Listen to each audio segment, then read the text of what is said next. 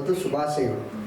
ಮೊದಲು ನಮ್ಮ ತಾಯಿಗೆ ಯಾಕಂದರೆ ಆ ತಾಯಿ ಇಲ್ಲ ಅಂದರೆ ನನಗೆ ಇಷ್ಟ ಅಲ್ವಾ.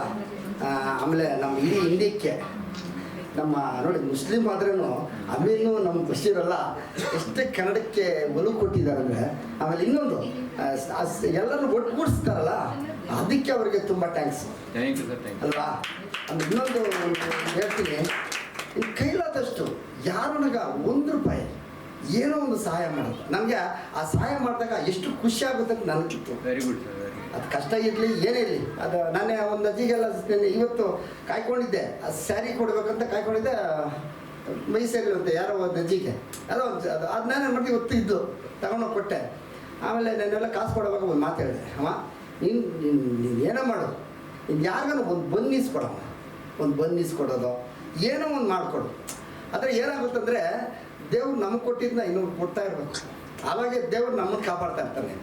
ನಾವು ಆಮೇಲೆ ಇನ್ನೊಂದು ಏನಂದರೆ ಎತ್ತು ತಂದೆ ತಾಯಿನ ಯಾರು ತುಂಬ ಪ್ರೀತಿ ಮಾಡ್ತಾರೋ, ದೇವ್ರು ಹೇಳೋದಂದರೆ ಮೊದಲು ದೇವ್ರನ್ನ ಹೋಗಿ ಎಲ್ಲ ದೇವಸ್ಥಾನಕ್ಕೆ ಹೋಗಿ ಮಸೀದಿಗೆ ಹೋಗಿ ರಾಮಂದು ಶಿವಂದು ನಮ್ಮ ಜೀಸಸ್ದು ಎಲ್ಲ ಹೋಗ್ಬೋದು.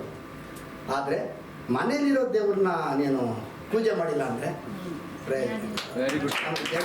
ತಂದೆನಿಲ್ಲ, ತಾಯಿ ಇಲ್ಲ, ತಾಯಿ 7-8 ತಿಂಗಳಾಯಿತು, ಆದ್ರೂ ನೋವು. ಆದರೂ ಅದನ್ನು ನಾನು ಏನು ಮಾಡ್ತೀನಿ ಅಂದರೆ ಈ ಸಾಂಗ್ಸ್ ಆಡ್ಕೊಂಡು ಮನೇಲಿ ಹೋಮ್ ಥಿಯೇಟ್ರ್ ಇಟ್ಕೊಂಡಿದ್ದೀನಿ. ಅದು ಆಡಾಡ್ಕೊಂಡು ಯಾವಾಗೋ ಅದೆಲ್ಲ ನಾನು ಅದೊಂದು ಅಭ್ಯಾಸ ಮಾಡ್ಕೊಂಡಿದ್ದೀನಿ.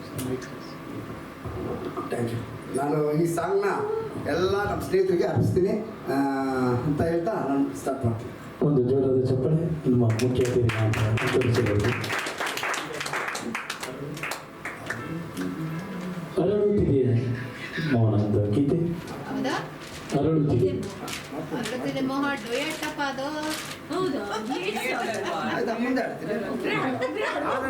ಹಾಡಂದ್ರಲ್ಲ ಅದಕ್ಕೆ ಡುಯೆಟ್ ಅದ ಹಾಡ್ತಾರೆ, ಏನು ತೊಂದರೆ ಇಲ್ಲ. ನಮ್ಮ ಸರ್ ಅವರು ಡುಯೆಟ್ ಯಾರಾದರೂ ಹಾಡೋದಿದ್ರೆ ಅಮ್ಮನಿಗೆ ಅರಳುತ್ತಿದೆ ಇದಲ್ಲ, ಅದೇ ಅದೇ ಅದೇ ಒಂದು ಎಸ್ ನಾನೊಬ್ಬ ಕಳೆ ಚಿತ್ರದಿಂದ ಅರಳುತ್ತಿದೆ ಮೌನ.